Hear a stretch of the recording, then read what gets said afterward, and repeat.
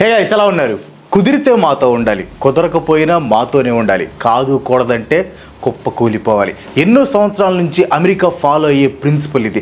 ఇదే ప్రిన్సిపల్తో Iraq, Libya, Afghanistan, Panama లాంటి దేశాలని అమెరికా ఆక్రమించింది. సేమ్ అదే పద్ధతిలో ఇప్పుడు వెనిజులాని కూడా ఆక్రమించింది అమెరికా. అమెరికాకి ఇదేం కొత్త కాదు. బాగా న్యాచురల్ రిసోర్సెస్ ఉన్న ఒక చిన్న దేశాన్ని సెలెక్ట్ చేసుకోవటం, ఆ దేశాన్ని తమ చేతిలోకి తీసుకోవడానికి శత విధాలుగా ప్రయత్నం చేయటం, కుదరకపోతే చివరికి ఇన్వైట్ చేయటం చాలా కామన్ విషయం. అయితే యుద్ధాలని ఆపడానికి ముందుంటాను, ఇండియా పాకిస్తాన్ మధ్యలో 56 సార్లు యుద్ధాన్ని ఆపాను, నాకు నోబెల్ ప్రైజ్ ఇవ్వాలి అని తెగ డప్పు కొట్టుకునే ట్రంప్ ఈ కొత్త సంవత్సరం వెనిజులా మీద యుద్ధానికి ఎందుకు దిగాడు?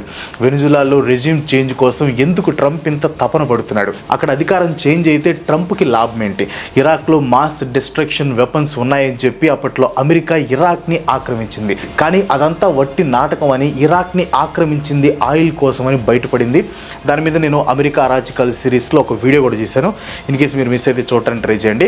మరి ఇప్పుడు వెనిజులా విషయంలో అదే జరగబోతుందా? ప్రపంచం మొత్తాన్ని డెమోక్రసీ ఫాలో అవ్వమని హితబోధ చేసే అమెరికా ఇప్పుడు చేస్తున్న దాదాగిరి వెనక ఉన్న అసలు కారణం ఏంటి? ఈ క్వశ్చన్ అడిగే ఆన్సర్ ఈరోజు వీడియోలో మనం తెలుసుకుందాం. అమెరికా ఇంకా వెనిజులా మధ్యలో కాన్ఫ్లిక్ట్ అనేది దాదాపు 2 decades నుంచి జరుగుతుంది. బట్ అంత డీప్గా నేను వెళ్ళను. ఈ వార్ సిచ్యువేషన్ అనేది మాత్రం 2025 సెప్టెంబర్ నుంచి మొదలైంది.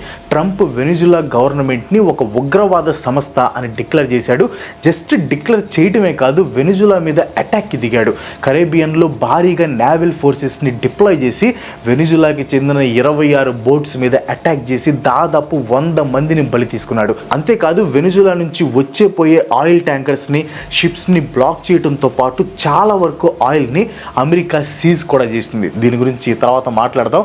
అమెరికా ఇవన్నీ చేయడానికి కారణం Nicholas Maduro. Nicholas Maduro Venezuela dictator అనమాట.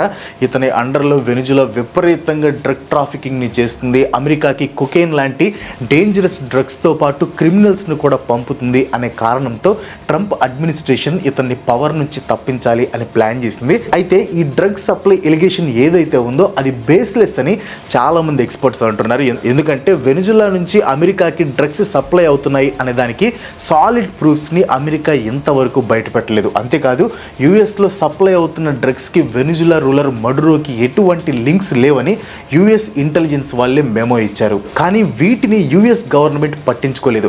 వెనిజులా మీద అటాక్ మొదలుపెట్టింది. అఫ్కోర్స్ అమెరికా డైరెక్ట్గా అటాక్కి దిగలేదు, వెనిజులాని పుష్ చేస్తూ వచ్చింది. ఇందాక చెప్పే కదా, కరేబియన్ సీలో నేవల్ ఫోర్సెస్ని డిప్లాయ్ చేయటం, ఆయిల్ షిప్స్ని సీజ్ చేయటం లాంటివి చేస్తుంది. వెనిజులాకి వెళ్ళే బోట్స్లో డ్రగ్స్ ఉన్నాయని చెప్పి వాటి మీద ఎయిర్ స్ట్రైక్స్ చేస్తుంది. అగైన్ వీటిలో దేనికి కూడా సాలిడ్ ప్రూఫ్స్ లేవు. అండ్ ఈ ఎయిర్ స్ట్రైక్స్లో దాదాపు 110 మంది చనిపోయారు. కొన్ని హ్యూమన్ రైట్స్ గ్రూప్స్ ఎయిర్ స్ట్రైక్స్ని వార్ క్రైమ్ అని కూడా డిక్లేర్ చేశాయి. అయినా కూడా అమెరికా వెనక్కి తగ్గలేదు.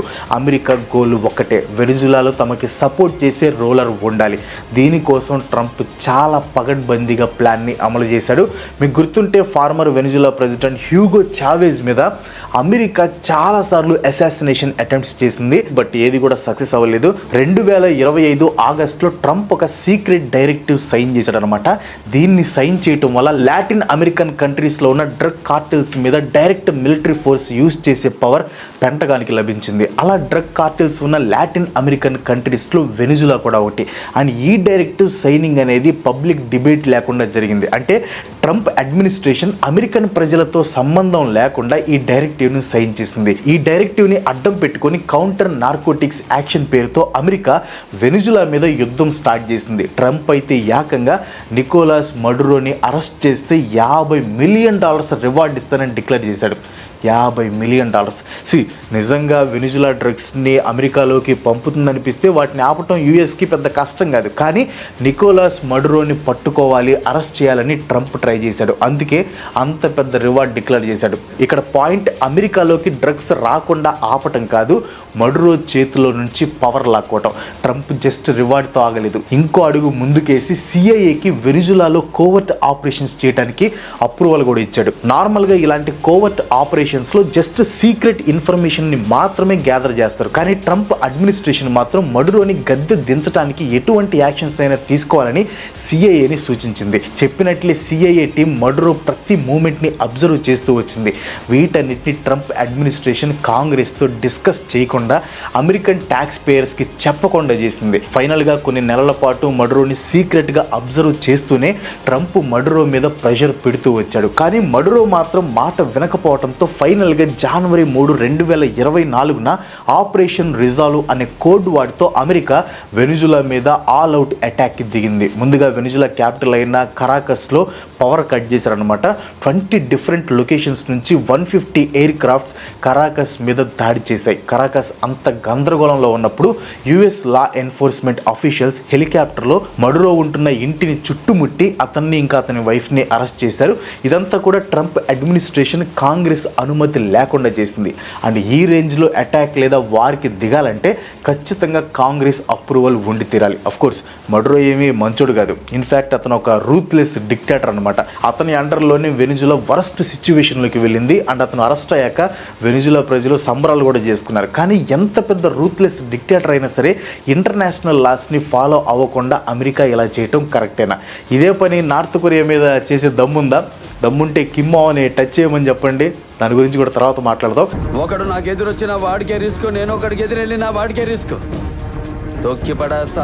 ఇంటర్నేషనల్ లాస్ని ఫాలో అవ్వాలి, డెమోక్రసీని ఫాలో అవ్వాలి, యుద్ధాలు వద్దు అని హితబోధ చేసి ట్రంప్ ఇప్పుడు వెనిజులా విషయంలో చేసిందేంటి? మన ఇండియాలోకి వచ్చి మన ప్రజల్ని దారుణంగా చంపినప్పుడు, ఇండియా పాకిస్తాన్లోకి వెళ్ళి అక్కడ ఉన్న ఉగ్రవాద సంస్థల్ని ధ్వంసం చేసినప్పుడు అమెరికా తెగ ఫీల్ అయిపోయి యుద్ధం వద్దని మనకి అడ్డుపడింది కదా. యాక్చువల్లీ ఇప్పుడు అమెరికా ఏదైతే చేస్తుందో అప్పుడు మనం కూడా అదే చేసాం. కానీ మనం చేస్తే తప్పు, ట్రంప్ తాత చేస్తే ఒప్పు అనమాట. हिपोक्रेसी की भी सीमा होती है. పిల్లి కళ్ళు మూసుకొని పాలు తాగుతూ ఎవరు తనని చూడలేదు అనుకుంటుందంట. అమెరికా చేసేది కూడా అలాగే ఉంది.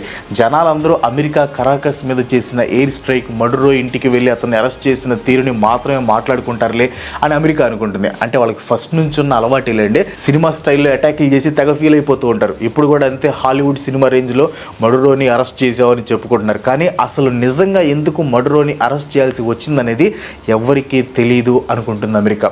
కానీ అందరికీ తెలుసు, one and only reason oil. Yes, oil. వెనిజులాలో లార్జెస్ట్ ప్రూవెన్ ఆయిల్ రిజర్వ్స్ ఉన్నాయి. అండ్ ఆ ఆయిల్ కోసమే అమెరికా ఇదంతా చేస్తుంది. బట్ వెయిట్, ప్రతి ఒక్కరూ వెనిజులాలో ఉన్న ఆయిల్ కోసమే అమెరికా ఇదంతా చేస్తుంది అంటారు. కానీ గూగుల్లో కొట్టి చూస్తే లార్జెస్ట్ ఆయిల్ ప్రొడ్యూసర్ అని అమెరికా పేరు వస్తుంది. తన దగ్గర ఆయిల్ పెట్టుకొని వెనిజులాలో ఉన్న ఆయిల్ వెనక ట్రంప్ ఎందుకు పడుతున్నాడు? ఈ ఆయిల్ అంతా తీసుకొని తన జుట్టుకి ఏమైనా రాసుకుంటాడా? యాక్చువల్లీ ఈ ఆయిల్ వెనక చాలా సింపుల్ అండ్ ఎవరు చెప్పని పాయింట్ అవుట్ ఉంది. అదేంటో చెప్తాను, క్లియర్గా వినండి. క్రూడ్ ఆయిల్ 3 టైప్స్లో ఉంటుంది. ఫస్ట్ వచ్చేసి light crude oil, heavy crude oil and medium crude oil. And ఈ 3 టైప్స్ని రిఫైనరీస్లో రిఫైన్ చేయాలి. లైట్ క్రూడ్ ఆయిల్ని చాలా ఈజీగా రిఫైన్ చేయొచ్చు. అండ్ మీడియం క్రూడ్ ఆయిల్ని కూడా పెద్దగా కష్టం లేకుండా రిఫైన్ చేయొచ్చు. కానీ ఈ హెవీ క్రూడ్ ఆయిల్ని రిఫైన్ చేయటం పెద్ద టాస్క్ అనమాట.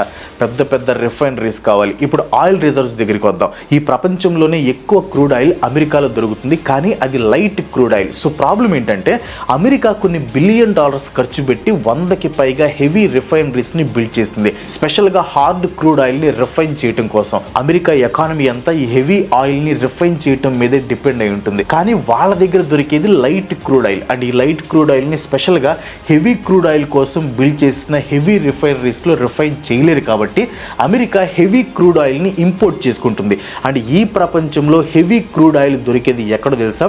గెస్ట్ చేయండి, వెనిజులాలో. వాటి కోఇన్సిడెన్స్ కదా. మ్యాటర్ ఇక్కడ ఆయిల్ కాదు, ఆయిల్ రిఫైనరీస్. వెనిజులాలో తమకి సపోర్ట్ చేసే గవర్నమెంట్ ఉంటే అక్కడ దొరికే హెవీ క్రూడ్ ఆయిల్ని అమెరికా చీప్గా కొని దాన్ని తమ రిఫైనరీస్లో రిఫైన్ చేసి ఆ తర్వాత ఆయిల్ని భారీ రేట్లకి అమ్ముకుంటుంది. ఇది అసలు విషయం అనమాట. యాక్చువల్లీ అమెరికా ఒకటే కాదు, చైనా, రష్యా ప్లాన్ కూడా ఇదే. కాకపోతే వాళ్ళు వెనిజులాతో ఫ్రెండ్షిప్ చేసి క్రూడ్ ఆయిల్ దక్కించుకోవాలి అనుకున్నారు.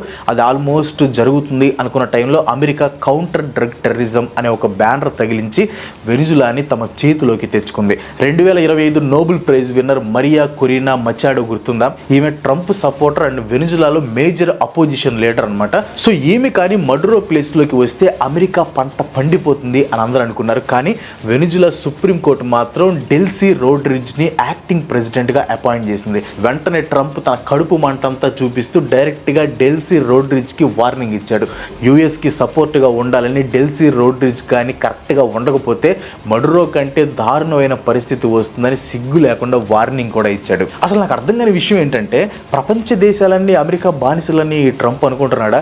అసలు పక్క దేశాలని వదిలేయండి, అమెరికన్ కాన్స్టిట్యూషన్ని కూడా ట్రంప్ ఫాలో అవ్వట్లేదు. ఇందాక చెప్పే కదా, అమెరికన్ కాన్స్టిట్యూషన్ ప్రకారం యుద్ధం చేయాలి లేదా ఇలాంటి ఆపరేషన్స్ చేయాలంటే ఖచ్చితంగా కాంగ్రెస్ పర్మిషన్ ఉండి తీరాలి. డ్రగ్స్ అంటూ లాస్ట్ సెప్టెంబర్ నుంచి జరిపిన బోట్ స్ట్రైక్లో దాదాపు 115 మంది సివిలియన్స్ని ట్రంప్ అడ్మినిస్ట్రేషన్ పట్టున పెట్టుకుంది.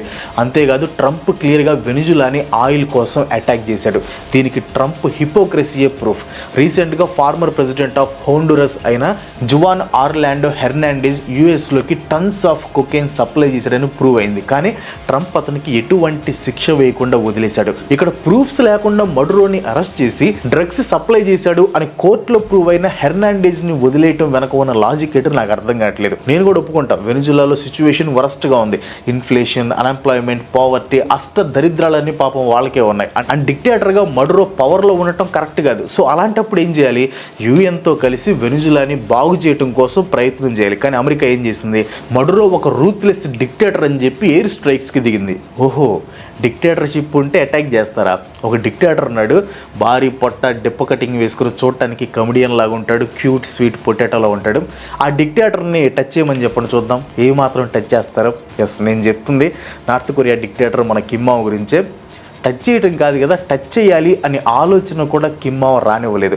ఎప్పుడైతే యుఎస్ వెనిజులా మీద అటాక్ చేస్తుందో వెంటనే నార్త్ కొరియా, జపాన్ ఇంకా సౌత్ కొరియా సీస్ వైపు బ్యాలిస్టిక్ మిసైల్స్ని ఫైర్ చేస్తుంది. ఎవరి దగ్గరికైనా పో, నా దగ్గరికి వచ్చావో తొక్కి పడేస్తారని ఇండైరెక్ట్గా వార్నింగ్ ఇచ్చాడు. నువ్వు న్యూక్లియర్ బాంబు వేయాలంటే 100 పర్మిషన్లు తీసుకోలేమో, బట్ నేను ఒక బటన్ నొక్కితే చాలు అంటాడు కిమ్ మావ్. ఇది కోయిన్సిడెన్సా లేదా అమెరికాకి వార్నింగ్ అనేది మాత్రం కన్ఫర్మేషన్ లేదు, బట్ మనకి ఇంటర్నల్గా తెలుస్తాయి కాబట్టి కన్ఫర్మే. యూఎస్కి వార్నింగ్ అది. బట్ అమెరికా వెనిజులా మీద చేసిన అటాక్ని నార్త్ కొరియా పబ్లిక్గా ఖండించింది. యాక్చువల్లీ ఈ మాట అనాల్సి వస్తుందని నేను ఎప్పుడు అనుకోలేదు, కానీ తప్పట్లేదు. చిన్న చిన్న దేశాలు కిమ్ మావ్ను చూసి, నార్త్ కొరియాను చూసి నేర్చుకోవాలి. న్యూక్లియర్ వెపన్స్ని రెడీ చేసుకోవాలి. లేకపోతే అమెరికా, చైనా, రష్యా, ఇజ్రాయెల్ లాంటి దేశాలు తమకు నచ్చినట్లు చేస్తాయి. న్యూక్లియర్ వెపన్స్ ఉంటే కొంచెం జంకుతారు. పాలిటిక్స్ పక్కన పెడితే మడురో అరెస్టుతో అక్కడ ప్రజలే కాదు, వేరే దేశాల్లో సెటిల్ అయిన వెనిజులా ప్రజలు కూడా సంబరాలు జరుపుకుంటున్నారు. ఎందుకో మీకు ఆల్రెడీ చెప్పాను, మడురో అండర్లో వెనిజులా పరిస్థితి దారుణంగా తయారైంది. ఇన్ఫ్యాక్ట్ కొంతమంది అయితే శాలరీస్ కింద కోడిగుడ్లు తీసుకునే సిచ్యువేషన్ వెనిజులాలో ఉంది. మడురో రూల్లో బ్రతకలేక చాలా మంది వెనిజులాని వదిలి పారిపోయారు కూడా. అందుకే మడురో అరెస్ట్ అయిన వెంటనే ఫ్రీడమ్ వచ్చినట్లు జనాలు రోడ్ల మీదకి వచ్చి సంబరాలు జరుపుకుంటున్నారు. బట్ వెనిజులా ఫ్యూచర్ ఎలా ఉండబోతుంది అనేది అమెరికా ఆయిల్ దాహం మీదనే డిపెండ్ అయి ఉంటుంది. ఇంకా అమెరికా విషయానికి వస్తే పైకి మాత్రం డెమోక్రసీ, హ్యూమన్ రైట్స్ అంటూ మాటలు చెప్పి అమెరికా అసలు రూపం మాత్రం డామినెన్స్ చూపించటం.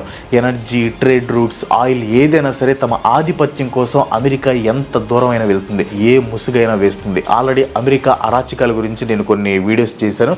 ఇన్ కేస్ మీరు మిస్ అయితే ఖచ్చితంగా చూడండి, చాలా ఇంట్రెస్టింగ్గా ఉంటుంది. అంటే వాళ్ళ స్వార్థం కోసం దేశాలని ఎలా నాశనం చేస్తారనేది క్లియర్గా చెప్పారనమాట. చాలా ఇంట్రెస్టింగ్గా ఉంటాయి ఆ వీడియోస్. సో ఇన్ కేస్ మీరు మిస్ అయితే చూడటానికి ట్రై చేయండి. That's all today. ఈ వీడియో మీకు అనిపించింది కింద కామెంట్లో పోస్ట్ చేయండి. వీడియోస్ లైక్ కొట్టి మీ ఫ్రెండ్స్ అండ్ ఫ్యామిలీకి షేర్ చేయండి. ఇలాంటి వీడియోస్ మంది నాకు సపోర్ట్ చేయాలనుకుంటే వెంటనే మన ఛానల్ సబ్స్క్రైబ్ చేసుకోండి. ఇంకో మంచి ఎపిసోడ్తో మళ్ళీ కలుసుకుందాం. మాత్రం సెలవు. Bye bye.